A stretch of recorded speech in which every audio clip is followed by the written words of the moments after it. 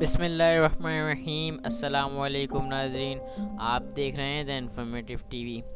Welcome back ناظرین، فلسطین کی تاریخ کی سیریز کے پارٹ 3 میں۔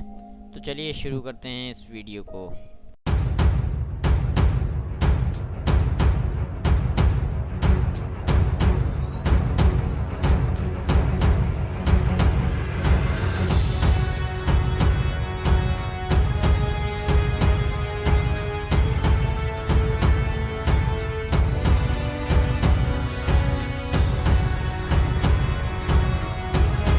مسلمانوں کے لیے فلسطین ایک مقدس مقام ہے۔ پیغمبر اسلام حضرت محمد صلی اللہ علیہ وسلم نے معراج پر تشریف لے جانے سے قبل اس جگہ جملہ انبیاء کی امامت فرمائی اور تمام انبیاء کرام سے مصافحہ کیا، اور معراج سے واپسی پر اسی جگہ کو پہلی منزل ہونے کا شرف حاصل ہوا۔ ہجرت کے 17 ماہ بعد تک مسلمان اسی جگہ یعنی بیت المقدس کی طرف منہ کر کے نماز پڑھتے رہے۔ یوں ملت اسلامیہ کے لیے یہ تیسرا مقدس ترین مقام ہے۔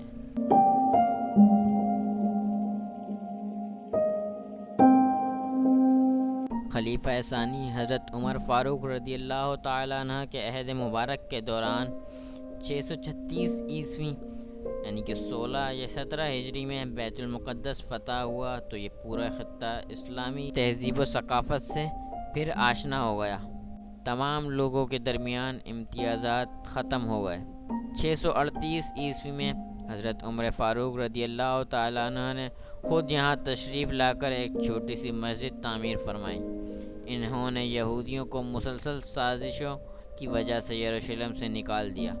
حضرت امیر معاویہ رضی اللہ تعالیٰ عنہ کے دور میں فتح اسقلان کے ساتھ ہی فلسطین کی فتح بھی مکمل ہو گئی۔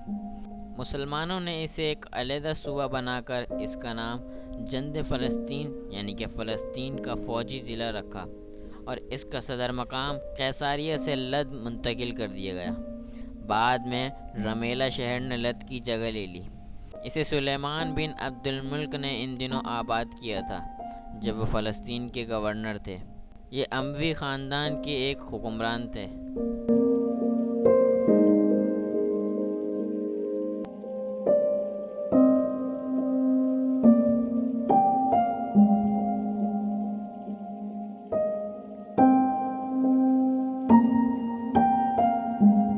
اموی دور 750 عیسوی میں ختم ہوا تو شام اور فلسطین عباسیوں کے زیر نگرانی آ گئے۔ 9ویں صدی عیسوی میں عباسی سلطنت زوال پذیر ہوئی تو کئی چھوٹی چھوٹی ریاستیں خود مختار ہو گئیں۔ مصر کے طولونی حکمران جنہوں نے 886 سے 905 عیسوی تک حکومت کی، شام اور فلسطین پر حکومت قائم کر کے عباسی سلطنت سے علیحدہ ہو گئے۔ اس دور میں کرامتہ کا فتنہ اٹھا جس نے امت مسلمہ میں کافی تباہی مچائی۔ عباسیوں نے فلسطین پر دوبارہ اقتدار قائم کیا جو 935 سے 969 عیسوی کے مختصر عرصے کے لیے تھا۔ 969 میں مصر میں فاطمی برسر اقتدار آئے اور انہوں نے 10 برسوں کے اندر شام اور فلسطین اپنے قبضے میں لے لیے۔ 1009 عیسوی میں فاطمی خلیفہ ابو منصور العزیز اور عیسائیوں کے درمیان طویل لڑائیاں شروع ہوئیں جو تاریخ میں کروسیڈز صلیبی جنگوں کے نام سے جانی جاتی ہیں۔ 1099 عیسوی میں یورپی عیسائیوں نے فاطمیوں سے بیت المقدس چھین لیا اور ایک بار پھر یروشلم میں یونانی حکومت تشکیل دے دی گئی۔ کچھ عرصے یہاں عیسائیوں کی حکومت قائم رہی، لیکن بالآخر 4 جولائی 1187 کو حطین کے فیصلہ کن معرکے کے بعد عظیم مجاہد سلطان صلاح الدین ایوبی نے بیت المقدس کو آزاد کرا کے عیسائی بادشاہت کا خاتمہ کر دیا۔ صلاح الدین ایوبی نے یہاں ایک عظیم الشان اسلامی سلطنت قائم کی۔ 1263 عیسوی میں مصر کے مملوک سلطان نے کروسیڈرز کے خاص علاقے پر قبضہ کر لیا۔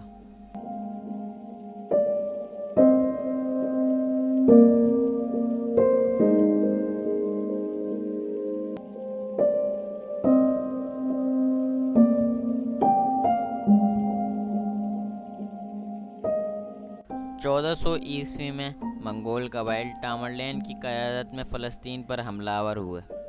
اس طرح یہاں تعمیر و تہذیب کا سلسلہ جاری رہا۔ 1516 عیسوی میں عثمانی خلیفہ سلطان سلیم اول کے دور میں فلسطین کو سلطنت عثمانیہ میں شامل کر لیا گیا۔ اگلے 400 سال تک یہ خلافت عثمانیہ کا ایک صوبہ بنا رہا۔ ترکوں نے یہاں ایک عظیم الشان اور شاندار اسلامی حکومت تشکیل دی۔ سلطنت عثمانیہ کا زوال شروع ہوا تو یورپ کی مفاد پرست طاقتوں نے اس کا فائدہ اٹھایا اور انہوں نے بیت المقدس میں کئی قونصل خانے قائم کیے۔ فرانسی، روسی اور جرمنی آباد کاروں نے، جن کی اکثریت یہودیوں پر مشتمل تھی، یہاں کئی بستیاں تعمیر کیں۔ 1887 میں تمام یہودیوں نے مل کر ایک عالمی زائنسٹ کانفرنس بلائی، جس میں کیے گئے فیصلوں کے مطابق اس جگہ قبضے سے قبل عالمی معیشت، سیاست، میڈیا اور فوج میں بالواسطہ یا بلا واسطہ کنٹرول حاصل کیا جائے۔ پھر ایک خاص منصوبے کے تحت خلافت عثمانیہ کو ختم کیا جائے اور اس جگہ یہودیوں کی ایک ریاست اسرائیل قائم کی جائے تاکہ بیت المقدس پر قبضہ آسانی سے ہو سکے۔ 1896 عیسوی میں ایک یہودی تھیوڈور ہرزل نے ایک کتاب یہودی مملکت تحریر کی، جس میں واضح طور پر فلسطین میں ایک یہودی ملک بنانے کی بات کی گئی تھی۔ 1882 اور 1903 عیسوی کے دوران عثمانی ترکوں نے یہودیوں کو پہلی دفعہ دوبارہ فلسطین کے علاقے میں آباد ہونے کی اجازت دی۔ روس سے کثیر تعداد میں یہودی ہجرت کر کے یہاں آباد ہوئے۔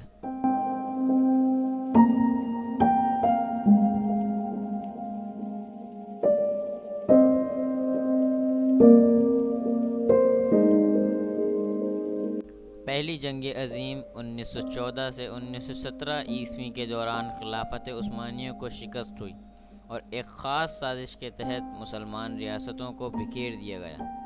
جنگ کے بعد فلسطین برطانیہ کے زیر انتظام آ گیا۔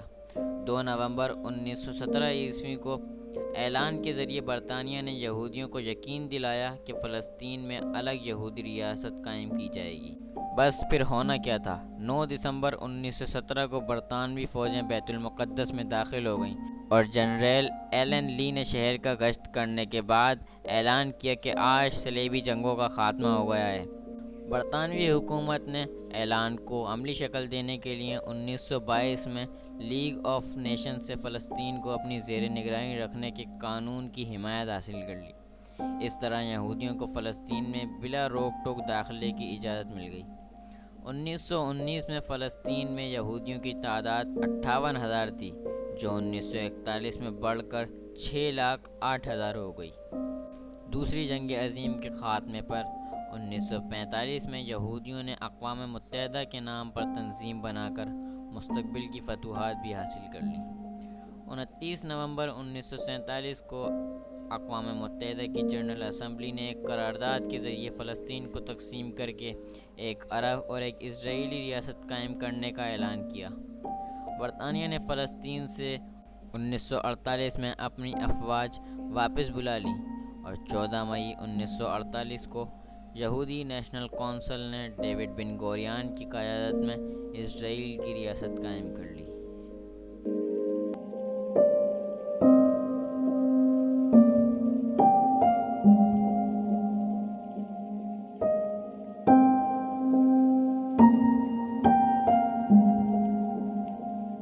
یہ تھی فلسطین کی تاریخ، جس میں آپ نے جانا کہ کس طرح یہودیوں نے مل کر ایک خاص سازش کے تحت مسلمانوں کے ملک فلسطین پر ناجائز قبضہ کر کے ایک الگ ریاست اسرائیل قائم کر لی۔ یہاں تک کہ اس ناجائز قبضے کے خلاف بڑے سے بڑے عالمی ادارے نے بھی ایک لفظ بھی نہیں کہا۔ لیکن آج بھی کچھ ایسے اسلامی ممالک ہیں جو اسرائیل کی ناجائز ریاست کو صاف انکار کرتے ہیں۔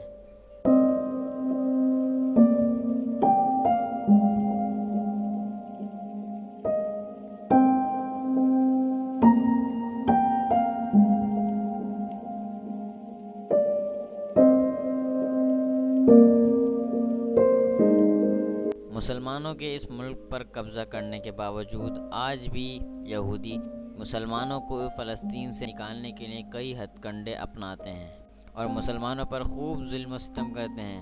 لیکن افسوس یہ کہ دنیا کا کوئی عالمی ادارہ اس مسئلے پر بات نہیں کرنا چاہتا۔ ایسا کیوں؟ کہ مسلمانوں کا خون اسی طرح ناحق بہانے کے لیے ہے، یا مسلمانوں میں بولنے کی طاقت نہیں ہے؟ کیا وجہ ہے جس کی وجہ سے فلسطین کے بارے میں کوئی بات نہیں کرنا چاہتا؟ فلسطین کے معصوم مسلمان بچے آئے روز قتل کر دیے جاتے ہیں۔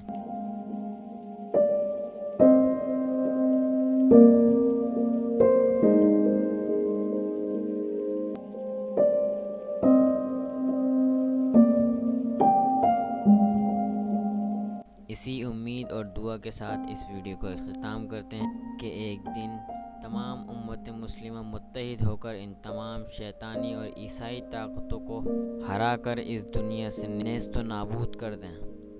آمین۔